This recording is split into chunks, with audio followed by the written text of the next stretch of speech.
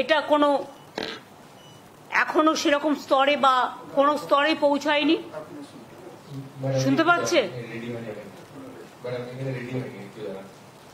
চটপট রেডি করুন।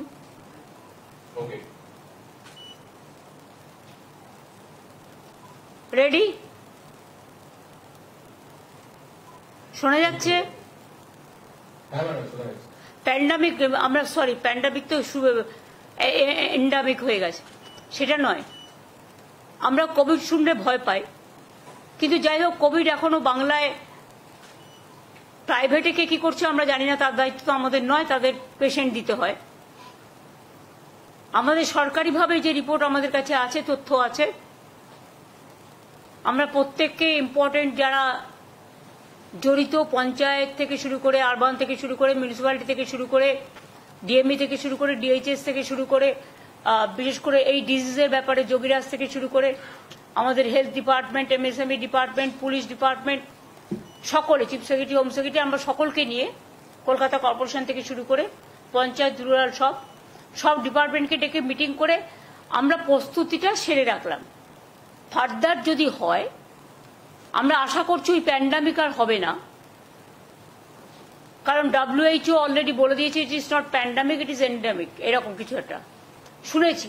I may not be correct, please cross check. কিন্তু আমরা যেটা মনে করি যে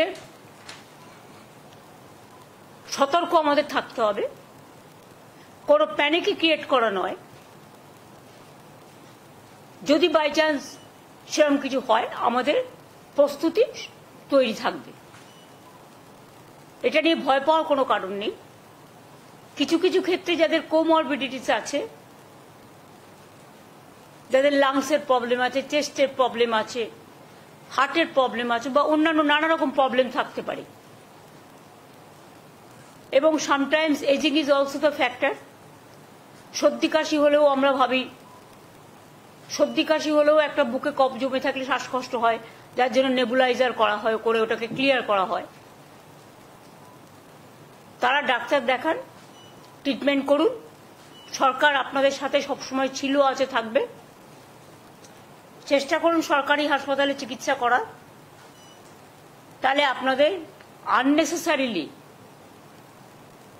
কোনো একটা অসুখের নামে বেশি টাকা খরচ হবে না। যার সত্যি প্রয়োজন তাকে যা যা দেওয়া দরকার সবকিছুই সরকারি হাসপাতালে আছে, এবং এখন অ্যান্টি কোভিডও ভ্যাকসিন বেরিয়ে গেছে, ভ্যাকসিন সবাই নিয়েছে। সুতরাং আমরা নিজেদের ইন্টারেস্টেই নিজেরা মিটিংটা করলাম, যাতে ফার্দার যদি কখনো সেরকম পরিস্থিতি হয়, তখন আমরা যেন প্রস্তুতিটা রেখে দিতে পারি, যাতে কোনো অসুবিধে লোকের না হয়।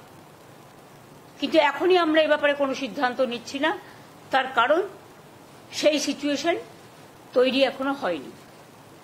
আর ভারতবর্ষে প্রায় 130 কোটি মানুষ বসবাস করেন, তার মধ্যে মাত্র হাতে গুনে 4-5 হাজারের মতো কেস সারা ভারতবর্ষ জুড়ে হয়েছে, এবং এটা হচ্ছে এক টাইপ অফ ইনফ্লুয়েঞ্জা, এবং এটা একটা কি বলছিলে,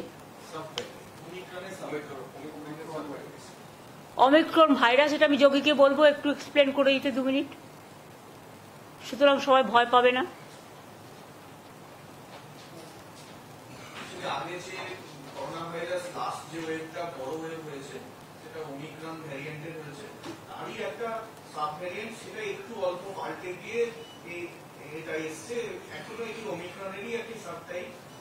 এবং এখনো অব্দি সেরকম ভ্যারিয়েন্ট অফ কনসার্ন, মানে যেগুলো বিরাট ঘটনা ঘটাতে পারে, এরকম ধরনের ভ্যারিয়েন্ট হিসেবে WHO এটাকে রিগার্ড করেনি, একবারও বলেনি যে এটা ভ্যারিয়েন্ট অফ কনসার্ন।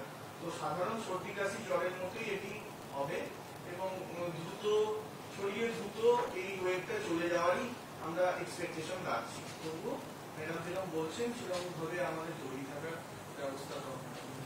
বর্ষাকালে, শীতকালে একটুখানি সর্দি কাশি হয়, সুতরাং সেটারও মাত্রা কমে গেছে, যেটা এনারা বলছেন, মানে বিশেষজ্ঞরা। সুতরাং কোভিড নিয়ে এখনই আতঙ্কিত হওয়ার কোনো কারণ নেই, প্যানিকি হওয়ারও কোনো কারণ নেই। স্বাভাবিক অবস্থায় বজায় থাকবে, তবে সতর্কতা অবলম্বন করার জন্য যার যেটুকু করার সেটা তাদের নিজেদের মধ্যেই রাখবে, এইটুকু আর কি। এটা নিয়ে আজকে মিটিং ছিল। এই পর্যন্ত।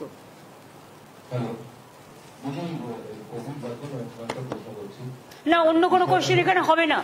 এটা অফিসাররা প্রত্যেকে আছে, অনলি এটা Covid related meeting, nothing else. সরকারি প্রকল্প সেটা হচ্ছে যে জগন্নাথ মন্দির তো ভীষণ। প্লিজ, আমি আপনাদের বলছি, this is only Covid related. Please understand your limitation also.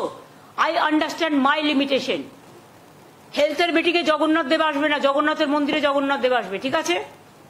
Thank you.